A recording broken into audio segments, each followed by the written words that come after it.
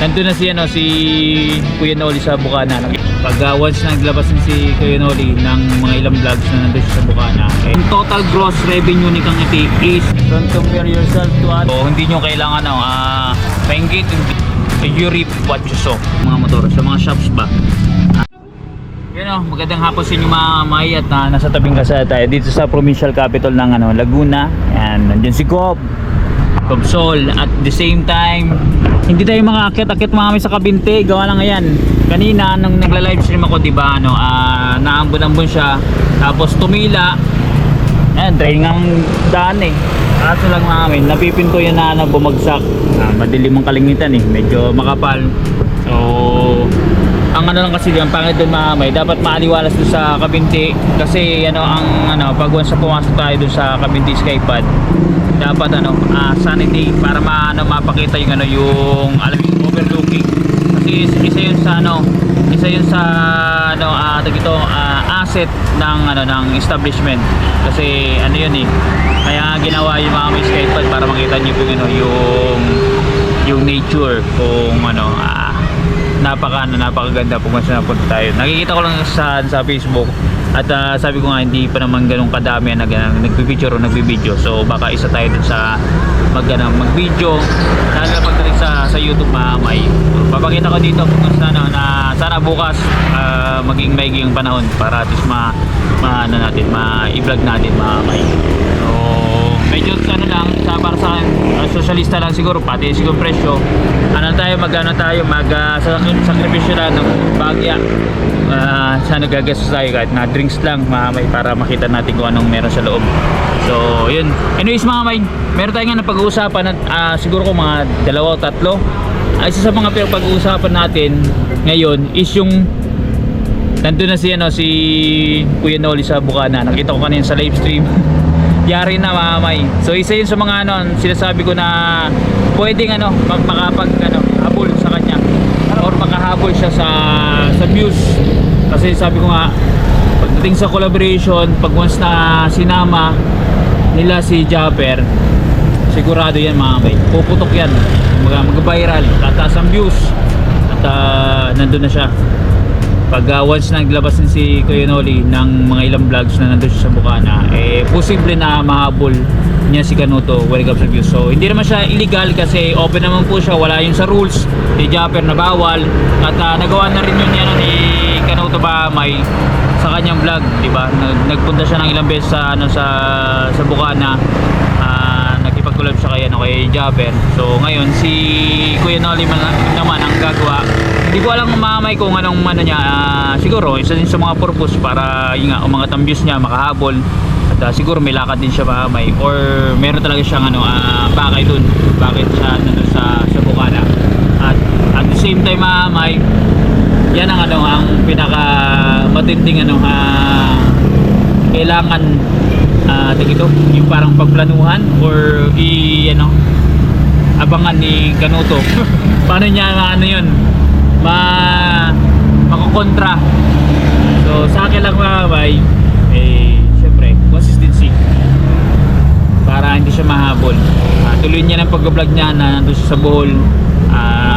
Pag once na nag-release naman siya ng vlog mamay, hindi naman nababa sa 5,000 kasi biglang umina mamay ang views sa vlog kasi mamay ang ginawa niya, isa sa mga dahilan mamay nagbitaw siya mamay ng vlog ng very close to each other. Yun talagang isa sa mga epekto nun. So, dapat pag once nag-release ka ng vlog, at least 3 hours minimum para magkaroon ng buwelo yung kada vlog. Meron siyang nirelease dun na vlogs na 2 hours ang apart. So medyo na nag-overlap yung kada vlog. So nalilito yung mga viewers at yung iba kasi hindi na papanood lahat hindi na na-recommend kundi yung ibang vlog na na-recommend. Kaya bakit yun mababa views. So tingnan nyo yung latest vlog niya, yung may interval na halos 7 hours yun. Nag-pick up siya, nasa 70,000 na yata ngayon yung pag-uwi niya sa China niya. So So yun ang goods mga may. Hopefully magkaroon siya ng interval. Kahit sabihin natin ano, mga 3 or 4 siya sa isang araw. Gusto yun mga may, basta may ano, may allowance talaga sa oras. Yun ang ano, yun ang posible na ano, magkarga ng ano, maayos siya para sa kanya. So yun. Yun ang abang-abang mga may. Tsaka isa pa, 100,000 o 1 million o 1 billion % break na talaga ang record. Kasi kagabi magkano na lang ang butan na lang ano ang lamang ni Kangiti. So madidilit na sa history yung record ni Kangiti pa, may mapapalitan na mismo ni Kanuto. So meron ako idea mga may kung magkano ano ang earnings ni Kanuto, pero pinamaganda si ano na mismo magano ano, si Japper para ma-excite kayo at kung magkano, di ba? At si Kuya Noli siguro mabe-break din yan record. Sigurado yun, 1 billion % break na break kasi meron pa tayong 7 days. At ano pa ba mga may? Eto. Yan o, may. Titingnan natin yung ano, yung channel nga pala ni Kangiti kung ano ng ano ang ganito. Ang takbo na wala siya sa challenge, ano bang lagay, ipapakita ko po sa inyo dito mga may. At the same time, magkano ba yung ano, total na kinita ni Kangiti.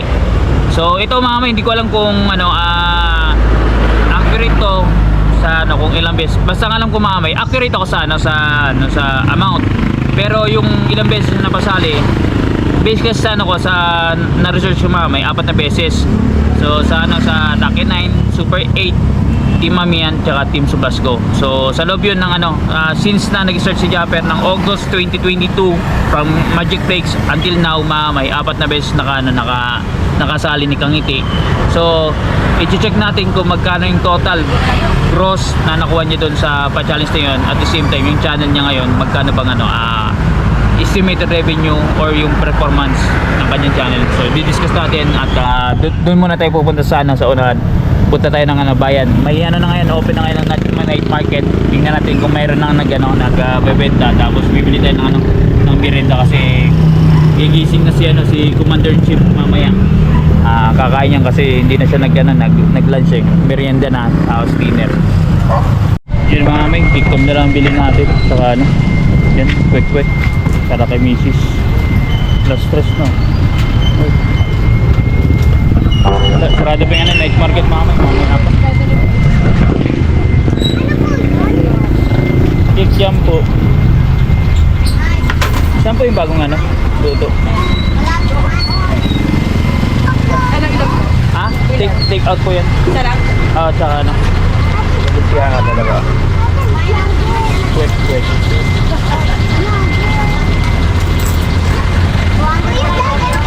Hindi. Si ano, hello ka. Uy. Tsaka ano po ito? Kanto. Yeah. Ilan? Nabalot ba yan? Kaya ano ba ito? Cheese stick? Hindi na lang yan. Nakagod siya talaga. Kaya kakainin niya na po ba? Ito lang siya. Tasa ng cheese stick. Ayun, sikaw na natin. Suka. Tayong lalagyan. Ayun. Masarap yung lumpia dito eh. Kaso lang di natin kaya yung buso. Laki ng serving. Ayan o.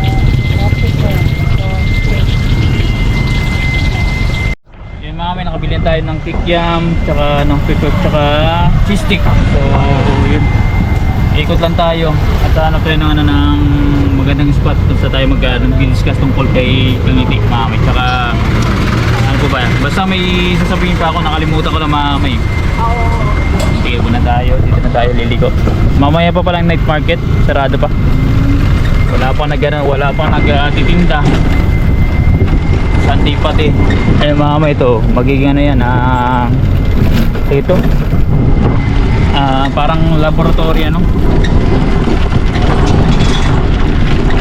Pero ano yan, private company.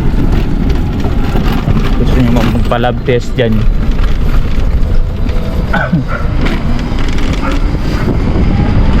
Para may opening na naman, oh, bagong negosyo. Timyas chicken. Ayan, bago Timyas. Marami ng Timyas dito mga may manok yan na, ano, na grill.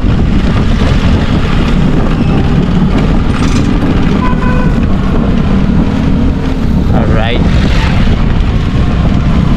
saan tayo? Iikot. Doon sa kabila. Ayan. Meron ako nakita mga may na ano, na parang ano, praise. Hindi praise na ano, yung parang i-praise parang ano, tag ito, saying, kumbaga. Naka post karatula ba. Ikot lang tayo mga may. Nandyan sa kabila, ito sa mga intramural yan. Nandyan siya, ikutan lang natin. May nag-overtake yan.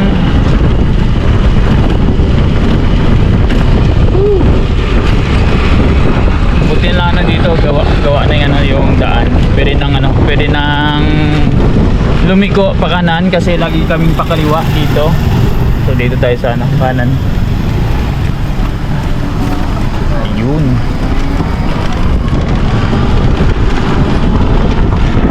Naayos na dito nga na drainage mga kamay. Hopefully hindi siya magbaha. Lagi pong binabaha dito. So sa likod mga kamay, sa dinaanan natin, yan, binabaha pa doon. Sana ano na mabix na, inaayos na rin eh. Liko tayo dito, liko pakanan. Traffic dun no. Okay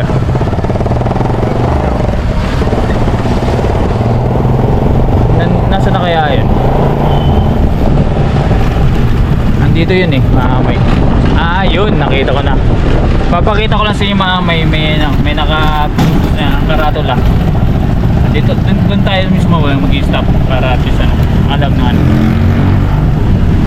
Ayan, ito mga kamay, pinaka best na ano, na praise or ano, nakalagay na karatula. Ano, may mga yan, intramural. Yan, si Justin Brownlee oh. Diba? Oy, technical na ano, oy, CPR. Ito nga papakita ko sa inyo. Ayan. Ito yan. Don't compare yourself to others. Be like the sun and the moon. Shine when it's your time. Ayan mga may. Saktong-sakto yan sa mga ano, mga content creators mga may. Kahit hindi content creators, kahit na nasa ano, iba't ibang karir tayo mga may. So, kumbaga antayin nyo ano, yung tamang panahon sa inyo kung kailan kayo ano, mag-prosper. So, hindi nyo kailangan ano, maingit, hindi nyo kailangan manira ng kapwa para kayong pumaibabaw or kayong sumikat or kayong maging successful. So, hindi ganun mga may. Lahat tayo may ano, may time na ano, or kumbaga may due date kung kailan tayo magpo-prosper o maging successful. Basta wag lang tayong ano, ay natatamad-tamad kasi pag once na tamad tayo, wala tayong ginagawa mamay. Kaya lalo na sa social media, pag hindi ka naman nagbo-vlog, nag-upload, hindi ka ma-active mamay, hindi ka naman talaga mag-prosper. So ganoon din sa ibang ano, sa ibang career mamay. So kumbaga you reap what you sow. Tama ba ang ano ko? So anong ano mo, talagang kinilos mo, meron yan na resulta. So pag malaking sipag mo, malaki din ang ano, ang ilalabas na ano, na babalik. So yun po mga kamay. Yan ang ano, pinaka the best na nakita ko dito. So may isa pa doon sa kabila. Ano naman yun? I think ano, napakita ko na sa dati kong vlog. So siguro dito na natin no, daanan eh. Pasensya na kayo mga kamay kasi ano, nasa daan tayo lagi nag-vlog. Dito ko na siguro i-discuss yung kay ano, kay Kangiti. Kunin ko lang ano ko, may coding ko ako mga kamay. So yung mga kamay ano, naisip ko si mga kamay na ano, gusto ko sana mag-ikot dito sa mga ano, nagbebenta ng mga motor sa mga shops ba. Magano sana magkakanvas ako ng ano, magkano down, magkano ano monthly para at least magkaroon ng idea pag once na pumaldo tayo dito sa Team Tulay mga kamay, or kung hindi man mga kamay, mapag-ipunan ko para at least yun nga, well prepared ako once na kumuha tayo ng motor at yung monthly kasi ang diskarte ko sa mamay may pandown ako tapos at least makapag-down ako ng makapag monthly ako ng at least 2 months ahead para hindi ako gahol mamay sa paghulog. Pagka yung 2 months na yun ang allowance ko para makapag-ipan ulit para sa next month. O kung pumaldo ako mamay 2 months ulit hanggang sa mabayaran ko ng talagang advance para hindi wala na akong isipin sa monthly kasi hindi ako sanay mamay sa yung parang credit ko kumbaga dito lang ako sa e-bike na nagkaroon ng paghulog. So isa yun, tapos yung sa ibang gamit mamay 2 beses lang yata na nagkaroon ng ganun. So kumbaga mostly kasi yung ginagawa namin cash para wala nang intindihin. So kumbaga ayaw ko kasi dumating sa punto na ma-pressure tapos yung asset is mababatak lang, ayaw ko naman ganun mamay kasi lahat binibigyan ko ng importance pag once na meron ako mamay, as much as possible talagang sinisecure ko na hindi siya mawala sa akin. So anyways mamay, dito na tayo sa pag-uusapan natin. Yan, yung kay Kangiti kasi 1 billion % na banggit ko kanina dito na talagang break ng record. So alam ko baka may mga viewers na solid kay Kangiti. Itong information mamay based sa kung ilang beses na pasali si Kangiti sa pa-challenge by Japper since nag-start kasi si Japper mamay August 2022. Since then mamay ilang beses nakasali si Kangiti. So based sa nakalap ko na impormasyon 4 na beses. Yung Lucky 9, Super 8. Yung Super 8 mamay parang Battle of Champions, tapos yung Team Amihan, tapos Team Subasco. Latest lang po yun mamay. So 4 na beses. Correct me if I'm wrong sa magkanong total niya nakinitad yun dun sa sa pa-challenge. So babanggitin ko sa Super 8 mamay $3,466. So ito mamay is pure vlogs, walang walang pakulay, walang palipad, wala. Talagang kita to sa pure vlogs mamay at nag number 1 doon si Kangiti at tinalo niya si Kuya Dang, tinalo niya si Kuya Noli. So next mamay sa Lucky 9 7,668, which is ito yung nag-break ng record ni Marjorie, which is nasa $7,005 yung kay Marjorie. Ngayon talagang sureball na to na break na to ni Kanuto. So sabi ko sa inyo may idea ko magkanong revenue ni Kanuto. Hindi ko na po babanggitin si Japper na po mamaya. So next mamay sa Team Amihan $5,415, tapos sa Team Subasco which is ang latest is $5,347. Pwede pa sanang umusad si Kangiti kaso lang si Kuya Dang ang nanalo sa views kaya yun nga si Kanutong napalaban din sa Team Tulay. So all in all dun sa 4 na naibigay ko sa inyo information, ang total gross revenue ni Kangiti is $21,896 mga kamay. Kung ililis natin ng ang average na tax na 15%, ang net revenue po ni Kangiti is $19,040. Ngayon pag kinuha natin or kinonvert natin yan sa Philippine peso, sa gross revenue, that's around 1,204,280 pesos. Ngayon ang net revenue less tax na yung 15%, that's 1,047,200 pesos mamay. So dun sa nagtatanong mamay yung ba't hindi pa buwibili si Kangiti ng lupa mamay, pag itong 1 million mamay, pag binili po ng lupa makakabili talaga ng lupa, kaso lang short to sa pagpapagawa ng bahay kasi syempre diyan kinukuha ni Kangiti yung mga gastusin sa daily expenses na sa buhay niya may pagkain nila, pagkain ng mga alaga niya paso na mga pusa, aso, lahat mamay. So diyan nila kinukuha kasi hindi naman kumikita si Kanuto mamay ng malaki sa vlog kasi hindi naman siya highly active. Kung active man siya, hindi naman ganun kalaki kasi alam ko, nabanggit ni Kanuto na alam ko kung magkano sinasahod ni Kanuto on a monthly basis. Nalakas lang siya mamay pag nas challenge, pero pag regular mamay talagang napaka liit lang, hindi sobrang liit mamay pero maliit mamay, pero hindi siya para sa akin hindi siya kayang tibagin mamay. Pagkain pa lang ng ng nila, tapos yung pang bayad-bayad ng ano ng mga billings, yun lang. Doon lang siya ano, magko-qualify yung sinasabi ni Kanuto. So anyways mga kamay, dito na tayo. Isa pa, ano bang lagay ngayon ni Kangiti ni Step Official Vlog pag wala challenge? So hindi siya kasali ngayon. Ito po mga kamay, yung pinaka latest update. So this one is November na ano performance ano, ni Kangiti sa kanyang channel. So ang subscribers niya mga may 42.3k subscribers. Nakapag-vlog po siya ng 13. So nandyan kasama niya ngayon si Kat, yung kapatid niya. Tapos wala si Nakanuto. So ano sila, hiwalay sila ngayon. Ang views na nakuha ni Kangiti mga may 102,412. Ngayon pag kinuha natin estimated revenue niya based sa RPM na ano ko dinesign ko sa kanya, into dollars mga may $256.03 ang ano ang estimated revenue natin para kay Kangiti. Ngayon pag kinonvert natin sa Philippine peso, palitan ngayon is 58.79, that's around 15,052 pesos. So not bad mga may, para lang na empleyado si Kangiti sa isang kumpanya na nag-earn ng ano ng minimum wage. So ganun siya mga may. Hindi siya highly active when it comes to uploading. Tapos meron din naman siyang ano, natitirang ano, yung parang suporta kasi I think nag-average si Kangiti ng ano ng almost ano 7 to 8,000 per view. So not bad maamay, pero sa ano talaga malayo sa ano sa regular na pag nakasali sa challenge si Kangiti maamay. So tayo nang nakuha niya ng earnings sa ngayon na wala siya sa challenge mga kamay.